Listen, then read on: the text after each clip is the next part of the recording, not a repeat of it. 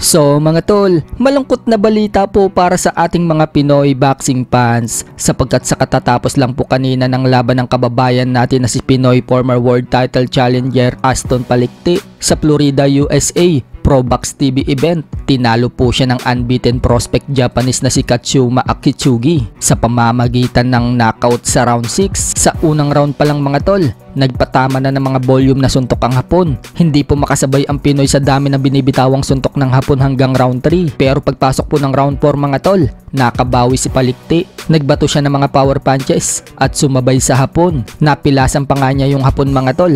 Nagkaroon ito ng cut sa kilay. Sa round 5, nakatama ng tatlong sunod-sunod na kaliwa ang Hapon. Grugi ang Pinoy at napasandal. Hindi na siya tinigilan ng Hapon, kaya napilitan na sumabay itong si Palicti. Kaya dyan na unti-unting napagod ang Pinoy mga tol.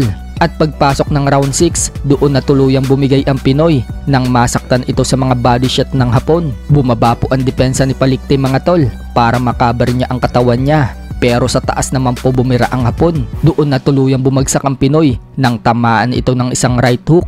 Binilangan ng referee si Palicti at inabutan ng 10 bilang. Hindi agad nakatayo. Kaya panalo ang Hapon mga tol.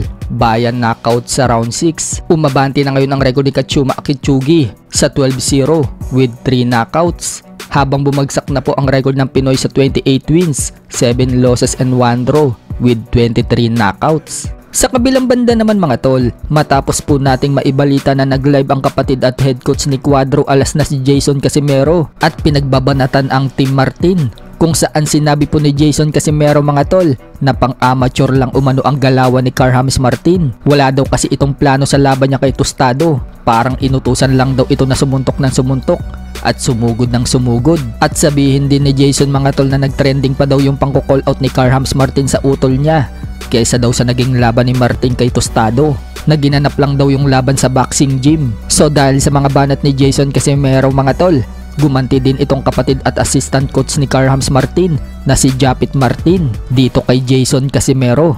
Banat nga po ng kapatid ni Carl-James Martin mga tol, last na po ito, promise, sorry utol. Sabay play ng video ni Jason mga tol. Hindi totoo yan, hindi totoo yan. Baka yung mga binayaran namin yan kasi gusto namin mag-ingay. Kung gusto nilang mag-ingay diyan na walang bayad, di bahala sila. Sa karugtong ng video mga tol, nag-play din dyan ang motivation ni Malupiton kung paano maging successful sa buhay. Para daw maging successful sa buhay, hindi lang daw diskarte at diploma. Kailangan maging mukhang burat ka din daw. Sabay inedit ang mukha ni Jason mga tol na nakanganga. So grabe nga po yung ganti ng kapatid ni Martin mga tol. Talagang pinuntorian nito si Jason Casimero. Ano kaya ang masasabi ni Jason Casimero sa banat sa kanya ng kapatid ni Martin? Mukhang coach versus coach na ngayon ang naggagantihan.